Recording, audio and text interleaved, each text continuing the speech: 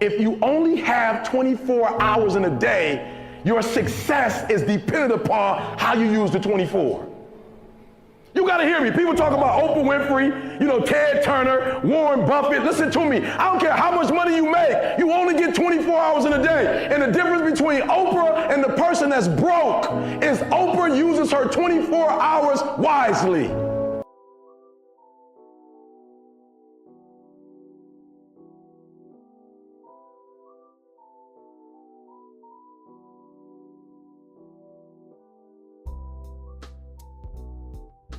Амжилттай хүмүүсийн дийлэнх нь нэг ижил зуршилтай байдаг.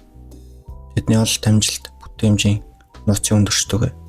Та бодож байсан уу? Стэнфорд их сургуулийн судалгаагаар хүний өдөр тутмын үйлдэлийн 40% дадал зуршил байдаг гэж тодорхойлсон байдаг. Энэ нь бидний амьдралын чанар, амжилт зөвхөн зуршлуудаас хамаарна гэсэн үг юм. Тэгвэл өнөөдөр би танд амьдралыг өөрчлөх 3 дадлыг танилцуулах болно. Энэ 3-ыг хэрэгжүүлж чадвал та илүү бүтээмжтэй, эрч хүчтэй, өөртөө ихтэй болох нь гарцаагүй. За ингээд гол сэдвүүрийг орцгоё. Дадал 1. Өглөөний 5 минутын систем. Ямар ч хүний өдрийн 5 минутын дадал ирээдүйдээ шийднэ гэвэл та итгэх үү? Тэгвэл The 5 AM Club номонд өглөөний дадал зуршил хүний тархины бүтээмжийг 30% нэмэгдүүлдэг гэж дурдсан байдаг. Миний санал болох арга бол 5 минутын өглөөний дадал юм. The Miracle Morning номын судалгаагаар өглөөний дадал зуршилтай хүмүүсийн стрессын түвшин 5% бага, бүтээмж 30% илүү байдаг гэж үзсэн байдаг. Харин Стэнфорд их сургуулийн судалгаагаар өглөөний цагаар 50 сэтгэлтэй байх нь бүтээмжийг 3 дахин нэмэгдүүлдэг гэж тогтоосон. Өөрчлөлтийн мотивацийн тренер Тони Робинс өглөөний анхны цагийг хэрхэн өнгөрөх нь таны өдөр бүхэлдээ хэрхэн үргэлжлэхийг шийддэг гэж хэлсэн байдаг. За тэгвэл өглөөний 5 минутын системийг хэрэгжүүлэх алхмуудыг хэдүүлээ үзцгээе. Тэгээ үүнээс өмнө яагаад зөвхөн 5 минут гэж вэ? Хүн анхны 5 минутаа зөв дадал зуршилтай байвал тархин тухайн өдрийн бүх үйл явцыг эрэг хүлээж авах хандлагатай болдог. За 5 минутын 1 минут нь 50 суугаад гүнзгий амьсгаа авах. Гэхдээ яагаад? Амьсгалын дасгал нь стрессийн даавар болох кортизолын хэмжээг 30% бууруулдаг гэж судалгаагаар батлагдсан байдаг. Тэгээд дараагийн 2 минут нь өнөөдрийнхөө зорилгоо бичих. Судалгаагаар хүмүүс зорилгоо бичсэн үед зорилготой хүрэх магадлал 42% илүү байдаг. Харин үнийг хэрхэн хэрэгжүүлэх вэ гэвэл өнөөдөр юу заавал хийх вэ гэсэн 3 том зорилгоо бичих хэрэгтэй.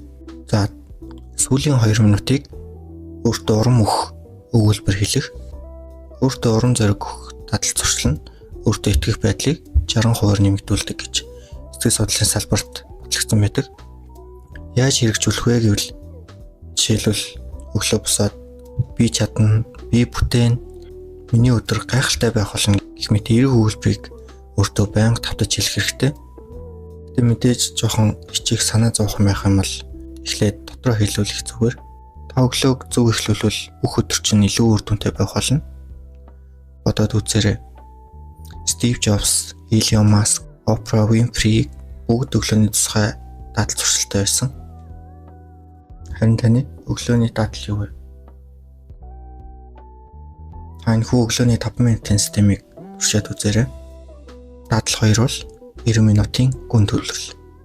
Та нэг ажлыг эхлүүлснийхаа дараа удалгүй Instagram, Facebook, дараа нь YouTube видеонуудыг үзэж эцэст нь анхны ажлаа дуусгаагүй орхиж суудаа бий. Судалгаагаар хүн дунджаар 40 секунд тутамд анхаарлаа сарниулдаг гэсэн байдаг. Тиймээс deep work буюу гүн төвлөрлийн зарчим хамгийн чухал. Deep work номын судлаач Келлен Форд 90 минутын гүн төвлөрлийн арга нь хүн бүрийн бүтээмжийг 2 дахин нэмэгдүүлдэг гэж дүгнсэн байдаг. Гэтэ яагаад 90 минутын гүн төвлөрөл тийм чухал вэ?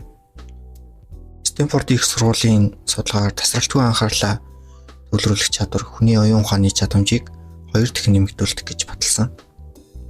Харин Келлен Фордын Deep Work номонд зөвхөн гүн төвлөрч чаддаг хүмүүс л өндөр бүтээмжтэй, өндөр орлоготой ажил хийдэг гэж онцлсан байдаг.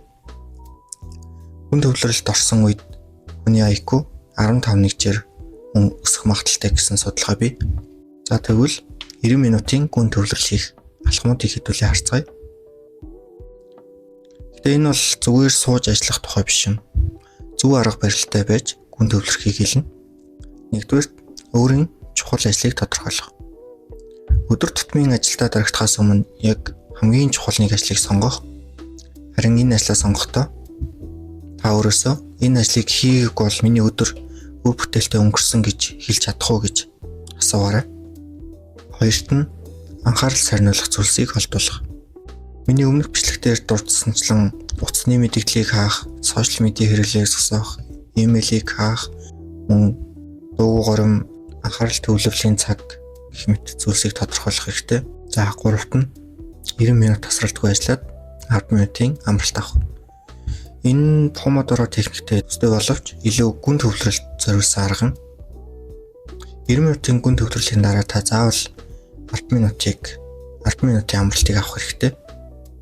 Гэвч хэрэв танд 90 минутын гүн төвлөрөл эхлээд хэцүү санагдвал Помодоро аргыг туршаад үзээрэй гэж танд зөвлөхөр байна. Помодоро аргын тухай миний өмнөх бичлэгтэр илүү дэлгэрэнгүй ярьсан байгаа. Мөн 90 минутын гүн төвлөрлийг хэрэгжүүлэхэд туслах аппликейшн хэрэгслүүд мөн байдаг. Эдгээрийг та бас ашиглаад үзээрэй. За би бичлэгэн дээр ингээд ап болгоныг зургаар оруулъя.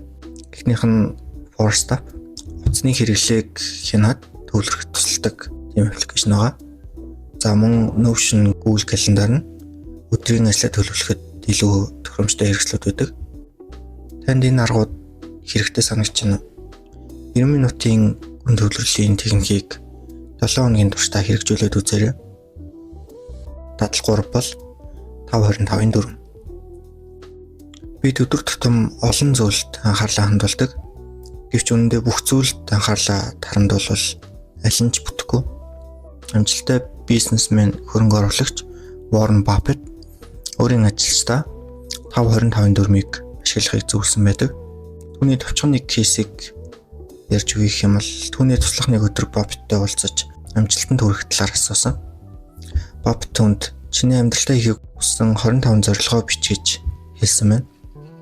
Туслах нь бичиж дуусны дараа түнд за одоо хамгийн чухал 5-ыг нь сонгож хэлсэн.